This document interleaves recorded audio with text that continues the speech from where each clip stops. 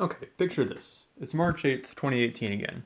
The Switch is barely a year old, we're not recovering from a pandemic, and you're watching the new Nintendo Direct. It's been pretty good so far. They've announced stuff like WarioWare Gold, a Luigi's Mansion remake for the 3DS, Undertale on the Switch, and some media DLC for Splatoon 2. Then, you hear the infamous words, one more thing. Your interest is piqued. What could this be? Mario Odyssey DLC? Metroid Prime 4? Wait, more Splatoon? That's weird. They should have a bid section on it. Unless... No. There's no way. There's no way!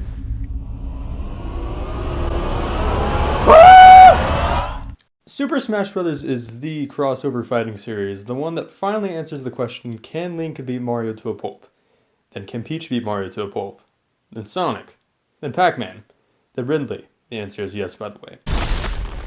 It's a series that, while it started as a celebration of Nintendo characters, has evolved over 5 entries to become an overall celebration of gaming as a whole. Now, seeing as the latest game, Ultimate, has wrapped up all of its DLC and has just hit its 3rd anniversary, I feel it's the perfect time to look back over the legacy that this game now holds. This is Super Smash Bros. Ultimate, 3 years later. Colors weave into a spire of flame. Distant sparks call to a past still unnamed. Bear this torch against the cold of the night. Search your soul and reawaken the undying light.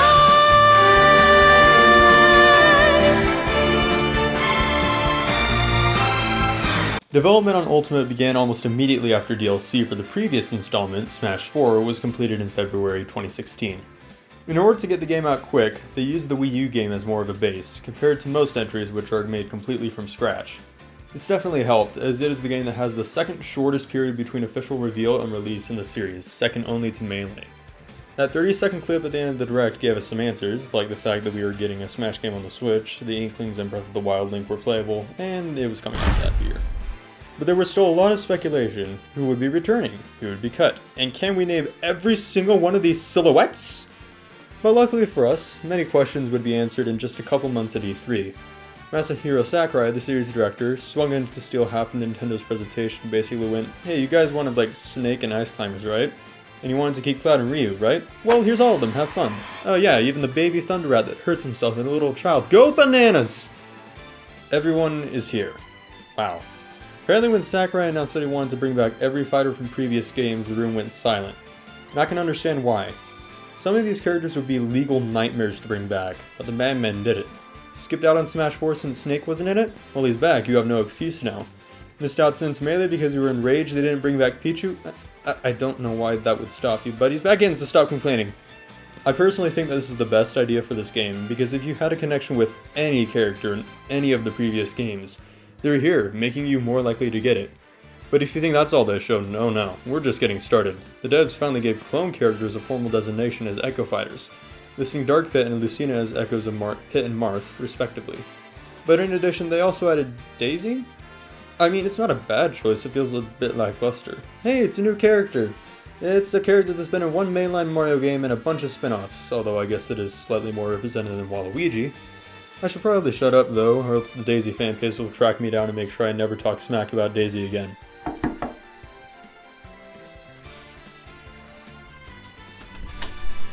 Hi, I'm Daisy!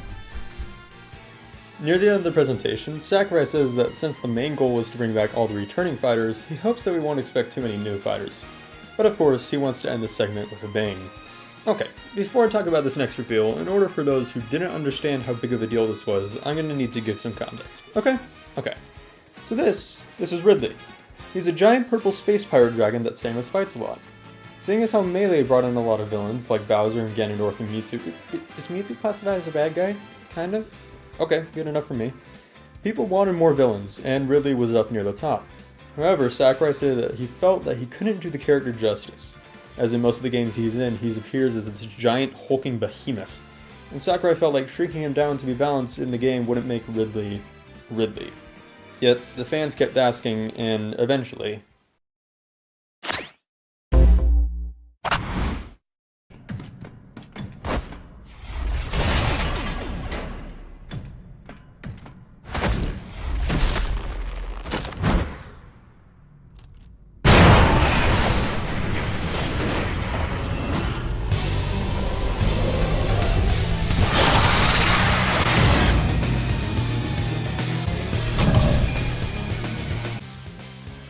This was great. I feel like they were able to still give off menacing vibes with Ridley through his dark and very brutal moveset. And if you do feel he's too small for some reason, down taunt constantly. Ah, there's my nightmare fuel. The next Splurge of Smash info would come in a Smash Direct on August 8th. However, whoever was in charge of the Smash YouTube channel made an oopsie and accidentally labeled one of the music tracks Bloody Tears / Monster Dance. This confirms pretty much everyone that Simon Belmont, the mascot of Konami's Castlevania series, will be the next fighter. One dead Mario brother later, our suspicions are confirmed, and then some. Richter, Simon's descendant, was also added as his Echo Fighter. Sakurai also revealed 2 more Echo Fighters, Kron from Fire Emblem Awakening and Dark Samus from the Metroid Prime series. Man, Metroid got some love in this game. Before it was just Samus and Samus without suit. Now there's all kinds of things like Evil Samus and a Space Pterodactyl. Some other stuff was showed off, including a toggleable stage hazard, stage morph, and But of course, the Smash team hates ending things off like this. Thank you so much for watching.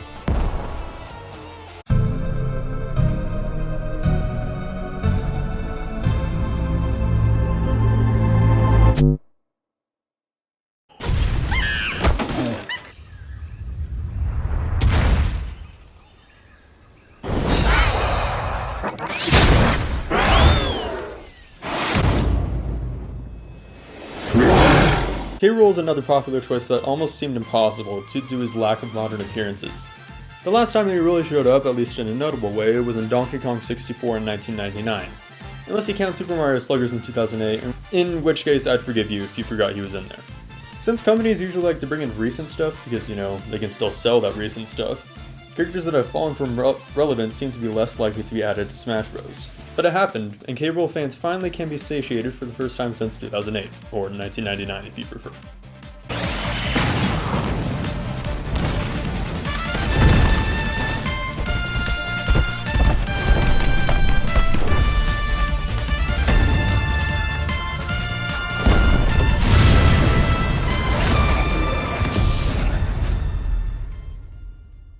About a month later, Isabelle from Animal Crossing was revealed in a regular Nintendo Direct. I think pretty much everyone was expecting Isabelle if it was an Animal Crossing character, unless we want Tom Nook, but what's he gonna do, put Mario in debt?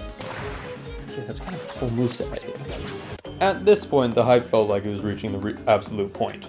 The game was releasing in less than 2 months. Sakurai had said that all the fighters would be revealed before the release of the game, but it also said that he hadn't revealed all of them yet, so the fans were waiting, some patiently, some not so patiently. Then, something broke. Something that dumped gasoline on the Smash fire.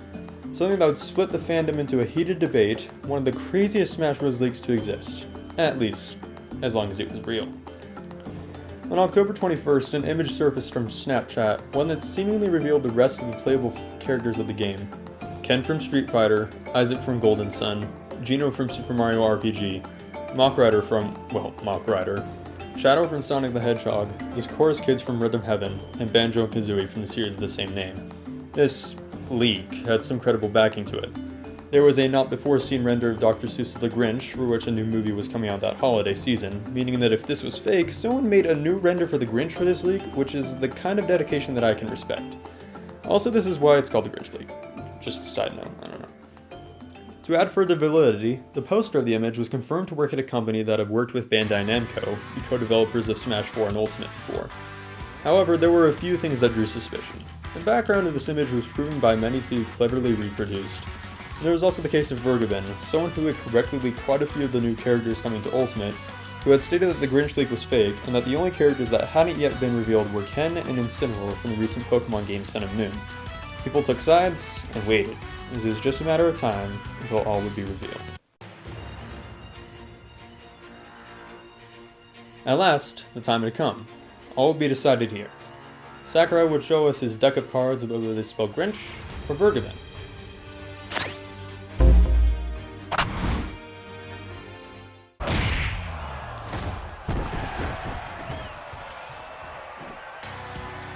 Bring it on! The first character shown off was Ken, which didn't help decide which leak was right, as they had both mentioned Ken. But then...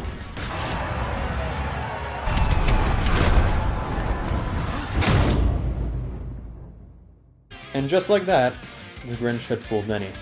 "Oh, I got you all good," he snickered at our whore, and before we could grab him, he sped out the back door. I honestly was fairly indifferent to the leak being fake.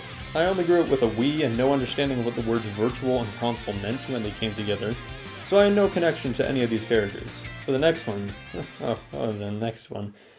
Not only was this a character that I knew, but it was a character that almost no one had guessed / whatever. I'll admit, my mains now as a kid with Brawl were Luigi and the funny retro pics, Rob and Mr. Game & Watch, because I thought they looked cool. Even though I'd still been very excited for Ultimate and was retroactively hyped for characters like Wii Fit Trainer and Duck Hunt, there hadn't been a new funky retro pic that had really excited me until...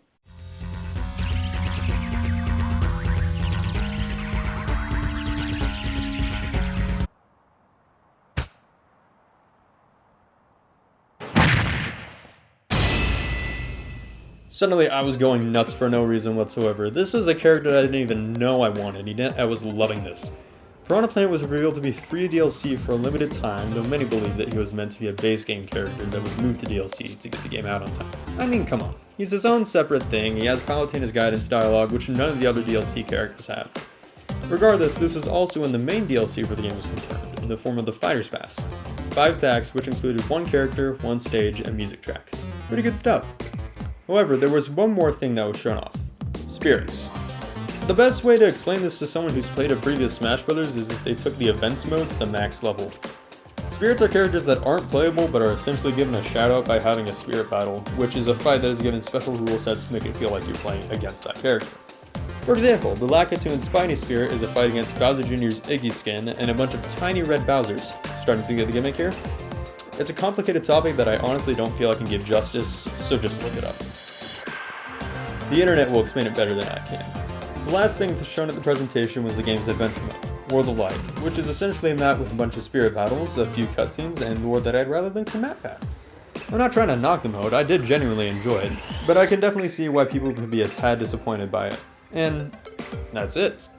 That's pretty much everything about the game before it came out. But of course you can see that the video isn't over. What, you just thought I would go up to release and stop there? Oh no, I waited for 2 more years to make this video for a reason. Okay, maybe 2 reasons. For me, personally, I feel like some of the best Smash reveals are when it's not immediately obvious that it's a Smash reveal. So pretty much any of them that didn't open with the Smash logo or ones that aren't in a Sakurai Presents. So enter the Game Awards, a show that I'd never really watched because for someone like me, a Nintendo fan, I'd only have stock in a few categories and I'd rather read a brief overview the next morning instead of watching a 4-hour-long live stream. So what am I getting at? Well, I really liked the reveal, but I didn't see the reveal. Regardless, it was still great. The fact that the game itself was coming out in mere hours led many to believe that they wouldn't reveal any of the DLC when they would want to focus on the main game, but apparently not. Joker is, well, a wild card. Laugh, please, that was my one joke for this video, please, laugh. Anyway, Persona, the series that Joker hails from, hasn't seen many releases on Nintendo platforms, aside from a few spin-offs, so to see something like this, many people thought the mainline Persona games might be coming to Switch. 3 years later, then it's still yet to happen, but people can dream, can't they? I don't know how much I want to go over movesets and such, since I'm not what you call a competitive gamer, but we should note that Joker was the first DLC fighter out of many to join the Meter Game. Overall, great character, great reception. What makes a series successful? Popular. How about being asked to only release your games on holidays and weekends so that too many people won't skip work and school to play them? But what franchise could achieve this? Zelda? Mario? Pokemon? No. Something we Westerners simply, for some reason, do not comprehend. Something that if a character from that series was revealed for Smash Brothers, many of us over here would say, who? What? One of many of Square Enix's RPG titans, whose copyright ruthlessness scares me so much that I'll be recording my own renditions of their songs instead of using the originals for their properties. Dragon Quest. The hero, as he is so affectionately and generically named in Smash Brothers, is a collection of 4 of the more popular protagonists in the series, along with a side of competitive chaos. Oh, and meter game. Seriously though, the amount of RNG in this character, from smash attacks to the nightmare that is down special, made some people uneasy about this character, with some competitive tournaments deciding to not allow the character to be used at all. But however, I see another side to this. In a lot of ways, Smash Ultimate is the game of choice. Almost every aspect of this game is adjustable. items, stages, stage hazards, stage morph, custom balance, spirits. You can choose whether or not to use these features, and the way I see it, Hero is just another one of those features. You don't have to play as him if you don't want to. In my head, I see Hero as a fun character you can play with friends who just want to have a good time. And also, even though it's not as big over here in the West, Dragon Quest is a huge phenomenon over yonder, and it means just as much to them as the next character on the list will mean a lot to people over here. So, was this a good choice? Absolutely! Can I pretend I was excited when he was announced? No, I cannot. But the next one? Down, be down, be down, be down, down, down, be down, be down, down, be down, be down, be down, be down, down, be down, be down, be down, be down, be down, be down, be down, be down, be down, be down, be down, be down, be down, be down, be kamikaze. So, Hero was announced at the beginning of Nintendo's E3 2019 presentation, but we got another character near the end. A character that had been deemed by many fans to be unreachable. Impossible, if you will. A character who, on top of being from a franchise that was seemingly dead in the water, had also had their studio bought out by one of Nintendo's rivals, Microsoft. A character that, according to recent interviews, was second on the Smash Bros. Ballot from the previous game, and had been requested by many who grew up with an N64. To the shock, joy, and awe of many,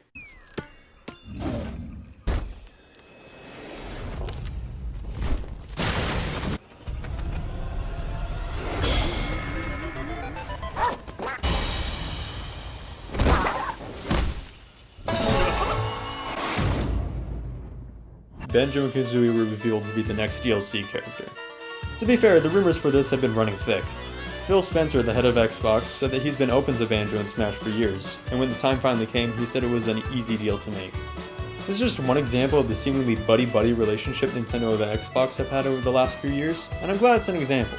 Heck, I've never really played a Banjo game, but I had spent enough time on discussion forums and speculation videos when I saw this, I couldn't help smiling. After almost a decade, the bear and the bird were back. Meter Day. One of the best things about Smash, in my opinion, is how it can introduce you to new franchises and games. When I first played Brawl, I had no idea what a Metroid was, though that Iron Man looking dude sure looks cool. But because of Smash Brothers, I became interested, and that eventually led to me buying Metroid Dread, which is a really cool game by the way, you should totally play it. Anyway, for the DLC of Ultimate so far, I had had enough knowledge of each character that I could at least recognize them when they showed up on screen. But this one, I had no idea what Terry Bogard, Fatal Fury, King of Fighters, or SNK meant. At least until Nintendo accidentally listed SNK Corporation on the next DLC character page a day before the next Direct. Then the internet did what it does best, and I was recommended everything SNK within 2 hours of seeing an article about Nintendo's Oopsie. It looks like Ken with a hat. So the actual reveal? Not many people were surprised. But it's still a really cool choice, and I think it really showed in the Sakurai Presents for Terry. We talked about his own love for the franchise, which probably convinced more than a few people to take a look at the games themselves. Also with Terry, along with a dose of meter, came the news that we'd be getting even more DLC characters beyond the original Fighters Pass. More chances for people's dream characters to join, or more chances for disappointment. You know, I've been pretty happy with all the DLC so far. I hope the next one isn't disappointing to almost everyone. We should have seen this coming. You buy enough eggs, you'll get a bad one eventually. All things considered though, Violet is probably one of the best representations of the Fire Emblem series, since the games usually have more weapons than sword. Also, they don't have a counter. That is sadly unique, but it is fairly obvious that it is far from the best addition to the game. Not to mention that this is our 8th Fire Emblem character at this point. For a series that doesn't sell nearly as well as the likes of Pokemon and Mario, it almost has as many characters, and about half of them are semi-clones of each other. And also, while I liked the art style of the trailer itself was pretty boring. The pacing was all over the place, and some of it just felt stiff and awkward. I just think it's sad that our most unique Fire Emblem character yet is the one that received the most hate. Hey, wait a minute. I know why people don't like Violet. They don't have a meter! Hey, why is this thing work? What's going on? We now interrupt this broadcast for an important announcement. Critically acclaimed YouTuber Josh Does Stuff has made an embarrassing error in his latest video about Super Smash Bros. Ultimate. He forgot the Mii's. Hello Internet, Miles I Informian, local me enthusiast here. For years, many have thought becoming a playable character in Super Smash Bros. Was the greatest achievement a video game character could make, but that all changed when Super Smash Bros. 4 released. You see, a video game character could become something more. Some may only call it an outfit, but I prefer to call it a vessel. Truly, the greatest honor today is to have your likeness be worn by one of these 3 titans at the bottom of the character select screen. And so, I would like to take the time to appreciate all these characters that Sakurai clearly saw worthy, much worthier than Joker, Banjo, Steve, Hero, or Sora. Roll the footage.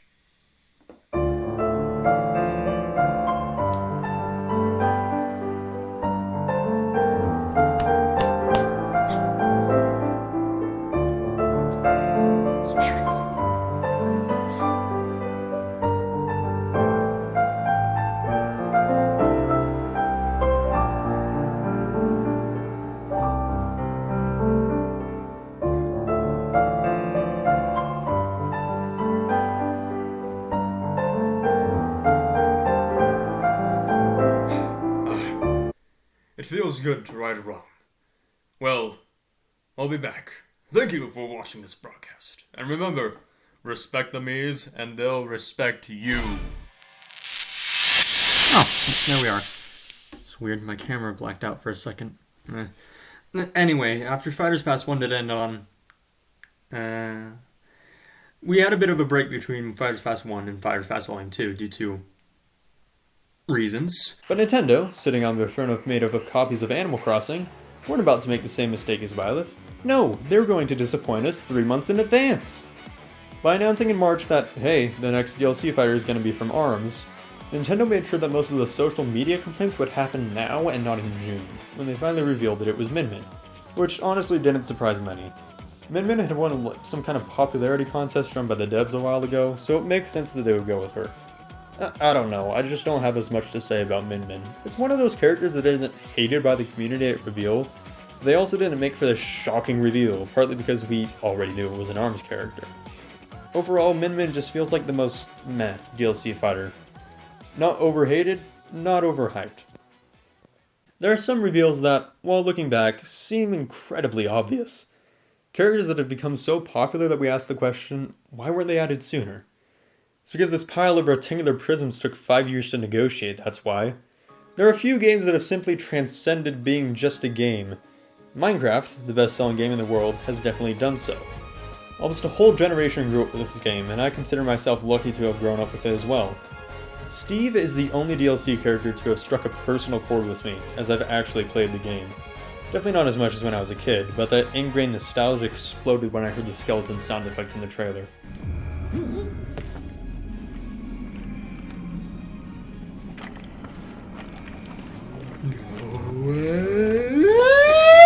Many people have called this edition cringe, or a waste of a slot.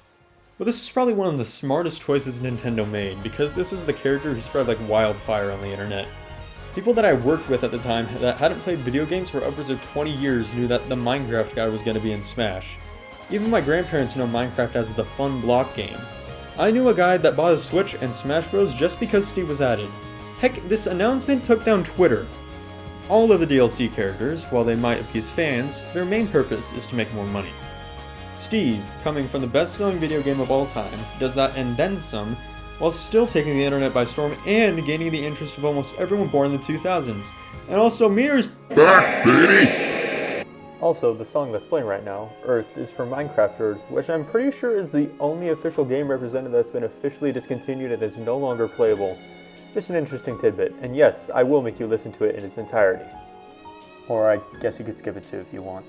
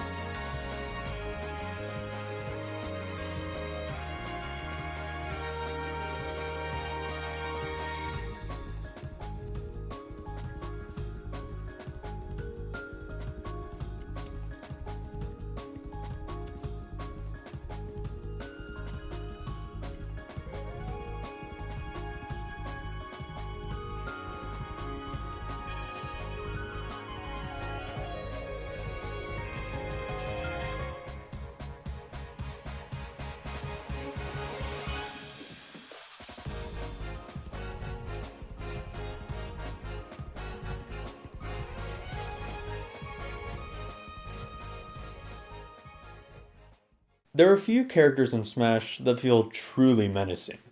Bowser is a big scary turtle that also goes kart racing with his nemesis every other weekend. Meta Knight wears a mask with piercing yellow eyes, but he also just hangs out with Kirby sometimes. Ganondorf is getting somewhere. After showing up every 100 years, most people have gotten kind of used to him. King K. Rool has multiple personalities and a case of kleptomania. For a couple of years, Ridley was the most menacing thing on the roster. A big, hulking space pterodactyl that killed Samus's mother and seems to haunt her on almost every mission she's taken. But there is one villain in video games that stands out in stalking his nemesis. One that always comes back, no matter how completely they're obliterated. Apparently Smash 4 and 2 years in Ultimate was enough time for the pears to ripen, and Sephiroth won't settle for just Cloud. No, he must share his superior crops with the whole roster. So Sephiroth descends to battle. All jokes and visions of the future aside, Sephiroth marks a lot of milestones. He's the first third-party villain. He's a third character from Square Enix, not to mention he brought actual remixes with him. Woo!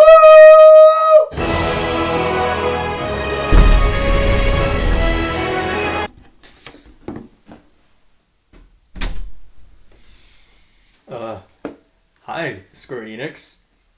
Have you been playing my music again? No. Of course not. No. Why would you? No.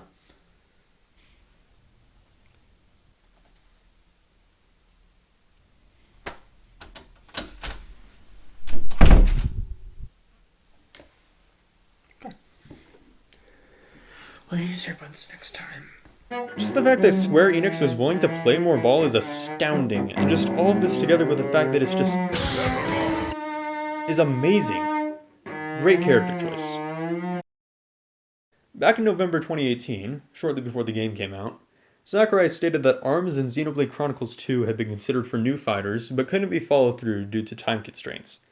The fact that we eventually got Min Min probably should have signaled to more of us that a Xenoblade 2 rep was also coming, and lo and behold. Now, I'll admit that there are plenty of other people that could do a better job talking about this character, as I've never played a Xenoblade game, but I'll give it a shot. Okay? Okay. Pyra and Mithra are actually our third DLC Nintendo characters, due to their developer, Monolith Soft, being bought by Nintendo in 2007. Rex, the main protagonist of Xenoblade 2, was originally meant to be more playable besides showing up in taunts in the final Smash, but due to hardware limitations this couldn't be achieved. It would definitely have been an interesting concept to see though, like a mix between Ice Climbers and Pokemon Trainer. It would have been a long game though. Mithra's outfit was actually slightly altered in the game, because Smash is for good boys and girls. This was also the only trailer not to be directed by Sakurai himself. It was done by Monolith Soft, which probably explains why Mario doesn't die in this one. In the end, it's cool to see a consideration that we first heard about 2 years before finally get the representation that fans have been wanting. But there is no meter, so that does kind of sting. You know, Bandai Namco helped develop these last two games. It's surprising that they only have Pac-Man. Get ready for the next battle. Huh. I've never played a second game before, but this Kazuya guy... Kazuya. Okay, Kazuya Mishima, the son of Heihachi, the Mii costume with the funky hair. Did somebody say Mii's? This dude is our fourth fighting game character, fifth if you include Roy, and honestly he's probably the one that I'm best at. Heck, he was my main for a little while, if by main you mean flicking the stick in all kinds of directions and hitting the A button. See, that's what makes Kazuya special. Most characters have 5 regular attacks, neutral, up, down, front, back. Ryu, Ken, and Terry have a few of their signature command inputs you can do on top of that, but Kazuya has about 36. Now this does include air attacks and some throws, but this still isn't normal. The dev team made almost all of Kazuya's moves in Tekken playable here. Add a healthy dose of meter, and he's one of the most complex characters on the roster, rivaling Steve's inventory and crafting system. This is also the first time where the first representative of his series is a villainous character. Though it seems that most of Tekken's protagonists fall in a gray area, and Kazuya was the protagonist of the first game, so he probably makes the most sense. Some people were disappointed, as this was confirmed to be the second to last character, and that my character might not be getting in so everyone else is a waste of a slot panic was starting to set in, but looking back now, this is a well-deserved character. I mean, come on. Bandai Namco did most of the work for Smash 3DS, Wii U, and Ultimate, and they only had Pac-Man? Give them one more. And speaking of one more. And suddenly, the 3 years felt as if it had only been 3 months, and the end was at hand. it had been confirmed that this would be the last DLC character. Sakurai, for the last time, asked us to please take a look at this.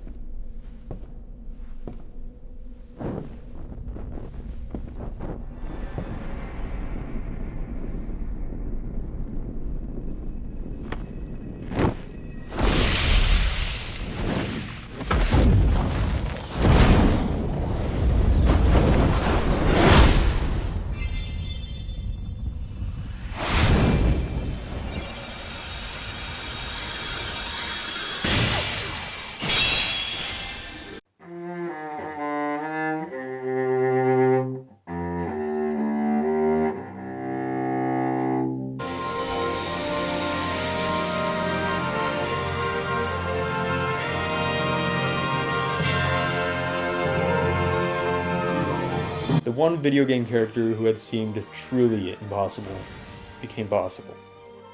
Sora, the true winner of the Smash Bros. Fighter Ballot 6 years ago. The protagonist of Kingdom Hearts, a series co-owned by the king of copyright, Disney, was coming to Super Smash Bros. Ultimate. According to Sakurai, it only happened because he ran into a Disney representative at an awards show and just asked him about it. Poetically enough, this is how the idea of Kingdom Hearts itself was born, with Mr. Nomura from Square Enix asking a Disney rep in an elevator. Of course, Sora isn't represented exactly as he appears in Kingdom Hearts, as in everything Disney has been removed except for the 3 circles on the chain of the Keyblade. This is honestly fine though. We all knew that Donald and Goofy weren't going to show up no matter how much negotiating and money were thrown around. Even while I'm writing this though, a full month after Sora was revealed, it still feels kind of surreal. This it couldn't be possible. And yet it is. Sora is in Smash. Sora is in Smash! I've never been a Kingdom Hearts fan. I don't even care that he doesn't have a meter. Kingdom Hearts fans don't have to suffer the wrath of mocking Smash fans anymore. They just have to worry about whether or not Smash Ultimate will be revealed to secretly be Kingdom Hearts 3.5 and then getting a final Smash actually makes you Norded. This was one of the best, if not the best, send-offs this game could receive. This truly was the golden age of Smash Bros., and I fear it's something that many of us had taken for granted. This game is something that cannot and will not be topped for decades, if ever. Many projects claim to be the greatest crossover in history, but can't they say that they brought properties from this many high-level companies together? The only way they could bring this many characters into another Smash game is to just port Ultimate to the next system. Some of these companies likely won't want to play Brawl again, and that's okay. Can we really complain after getting 89 playable characters, many of which would have been considered impossible before this game was revealed? But most of all, I feel like we should thank Sakurai, even though everyone has already been doing so. But you know what? He and the development team deserve the praise. I'd also like to shout out the 10.5 Sakurai Presents that we got. I always look forward to these, whether he was talking about a character we already knew, or partly using it to reveal the new character, but just seeing the game played by its creator, whether from a studio or from his own home. He always seemed to have a few jokes up his sleeve.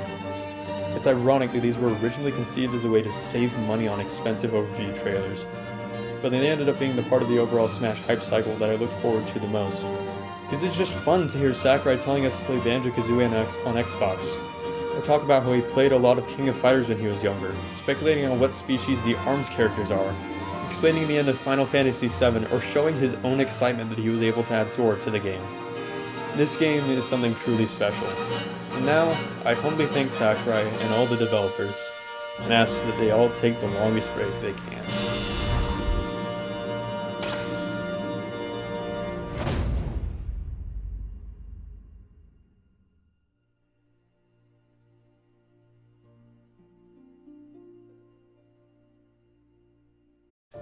This game is something truly special, and now I humbly thank Sakurai and all the developers for doing the best they could on this game. For me, this was what brought me somehow into modern Nintendo. I only had a Wii, and just the direct where Simon Belmont was revealed, that was somehow what broke through the ice of the internet, and I got recommended an article just talking about hey, there's this new Smash game, and here's this Simon Belmont guy who I had no idea who that was. But I was like, oh, a new Smash game? Oh, what's a Nintendo Switch? Because I had just not ever realized that gaming had just kind of gone on, and I just hadn't followed on with it.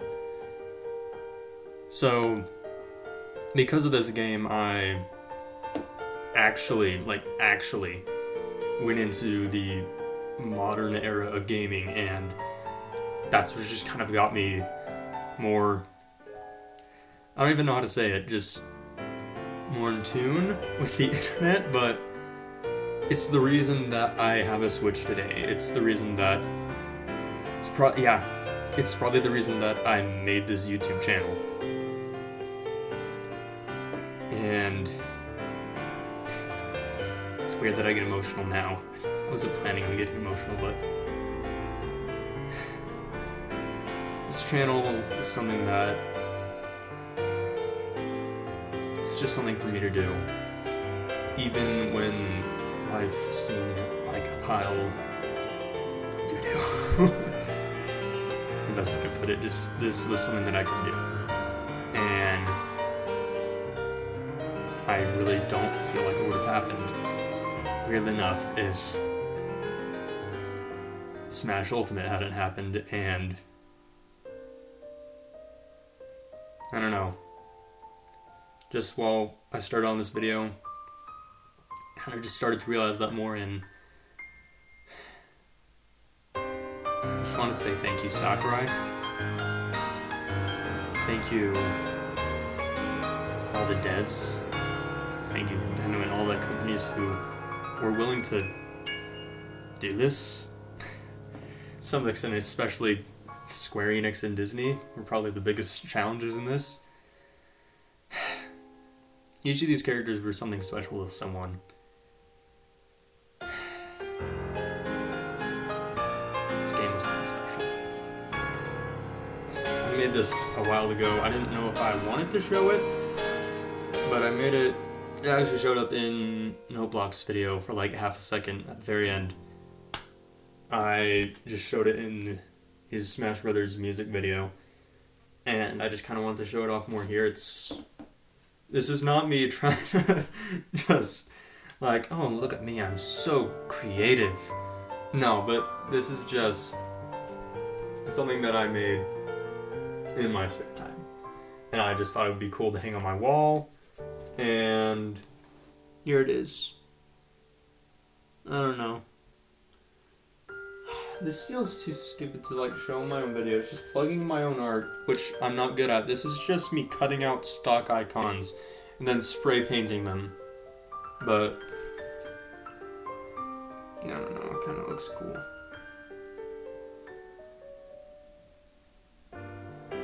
Thank you, Sakurai. I already said it.